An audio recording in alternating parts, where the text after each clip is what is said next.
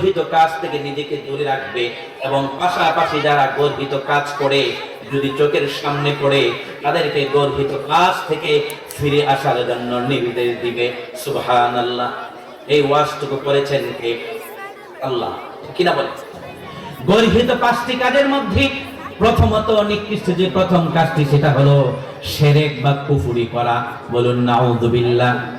আল্লাহ রাব্বুল আলামিন বলেছেন, ইয়া বুনাইয়া লা তুশরিক বিল্লাহ ইন্নাশ শিরকা লাযুলমুন আযীম। বলুন আল্লাহু আকবার। সাইয়েদনা লুকমান হাকিম উনি কোন পয়গম্বর ছিলেন না, উনি কোন নবী রাসূল ছিলেন না, কিন্তু আল্লাহর পক্ষ থেকে একজন প্রকাশ্যে একজন দিনদার ইমানদার আমলে সালেহ ব্যক্তি। উনি নবী রাসূল না হওয়া সত্ত্বেও ওনার নামে নামে পবিত্র নামে নামে পবিত্র কোরআনুল কারীমে একটা সূরার নাম দিয়েছেন সূরাতুল লুকমান। সুবহানাল্লাহ। সূরাতুল লুকমানের মধ্যে লুকমান হাকিম তিনি ওনার কলিজার টুকরো সন্তানকে নসিহত করতে গিয়ে বললেন, ইয়া বুনাইয়া লা তুশরিক বিল্লাহ, আমার আদরের কলিজার টুকরা সন্তান তুমি শুনো, লা তুশরিক বিল্লাহ, সাবধান সাবধান, নিকৃষ্ট গর্হিত ঘৃণিত কাজ হলো শিরক করা। কোশ্চিনকালেও তুমি আল্লাহর সাথে কাউকে অংশীদার করবা না। সুবহানাল্লাহ।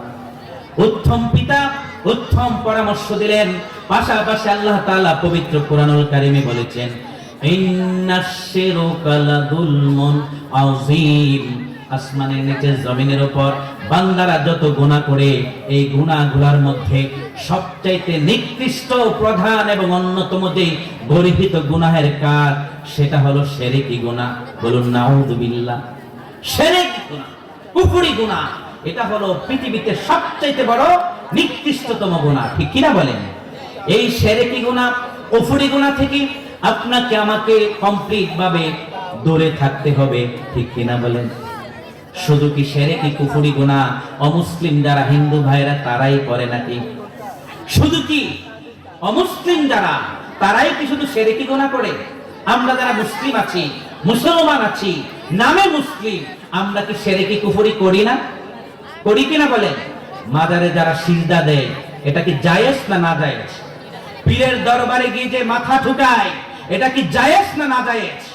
পীরের দরবারে গিয়ে কবরের মুর্দা যিনি শুয়ে আছে ওনার কাছে গিয়ে যদি 2 হাত তুলে কেউ সন্তান চায়, জীবিত হোক আর মৃত হোক, পীরের দরবারে গিয়ে যদি কোনো ব্যক্তির কাছে চায়, কবরবাসীর কাছে চায়, জীবিত কোনো মানুষের কাছে চায়, এটা কি জায়েজ না না জায়েজ?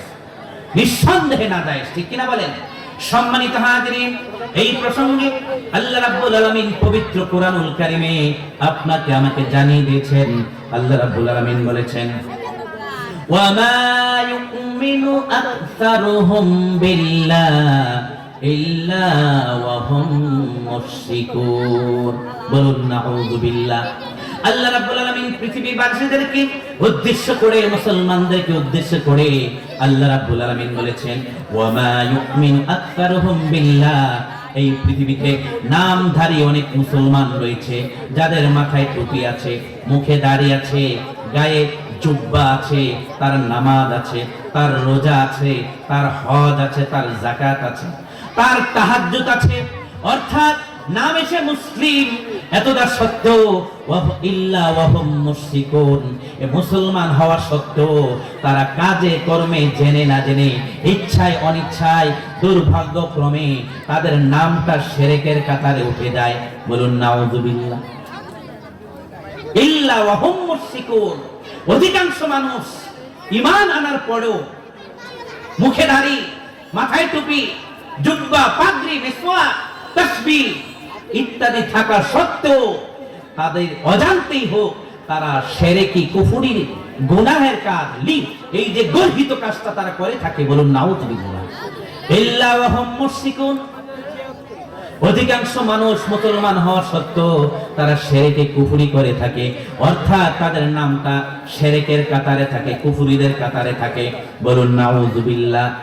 আল্লাহ তাআলা যেন আমাদেরকে ওই সমস্ত নামদারি মুসলমানদের ফিতনা থেকে, যাদের কারণে ঈমান চলে যায়, ওই সমস্ত ফিতনা থেকে আল্লাহ আপনাকে আমাকে পরিপূর্ণ হেফাজত করুন। বলুন আমিন।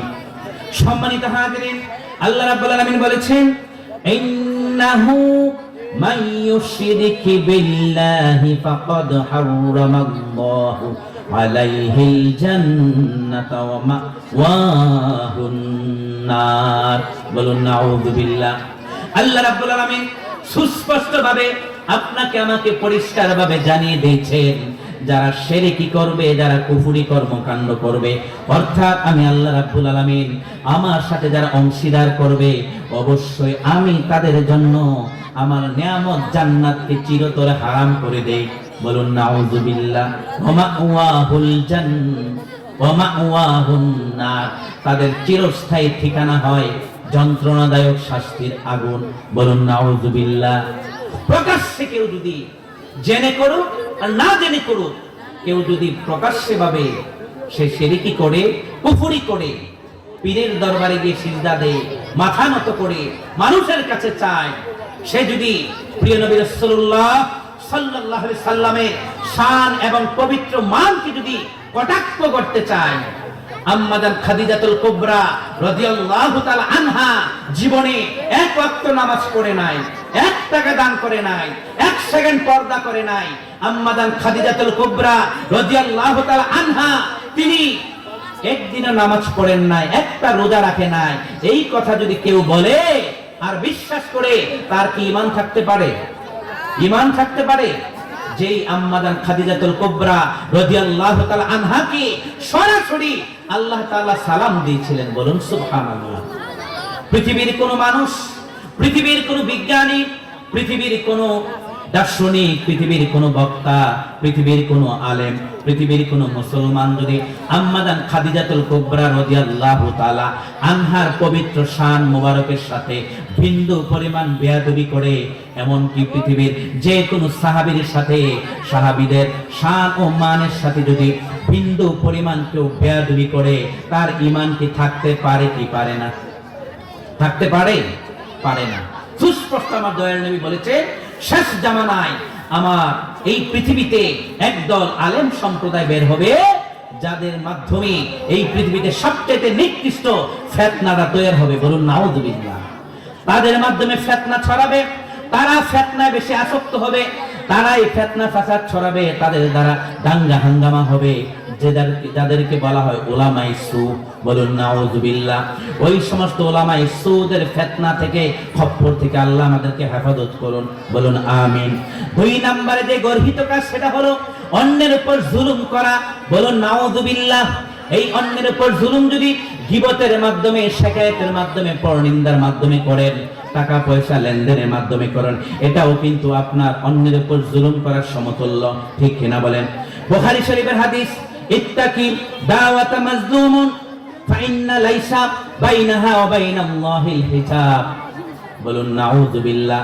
দয়াল নবী সাহাবী হযরত আলী ইবনে আবি তালিব রাদিয়াল্লাহু তাআলা আনহু থেকে হাদিসটি বর্ণিত। তিনি বলেন, হযরত মুআয ইবনে জাবাল রাদিয়াল্লাহু তাআলা আনহুকে পবিত্র মদিনাতুল মুনাওয়ারা যখন গভর্নর বানিয়েছিলেন, নারে তাকবীর, নারে রিসালাত, ইয়া রাসূলুল্লাহ, নারে তাকবীর, আল্লাহু আকবার, নারে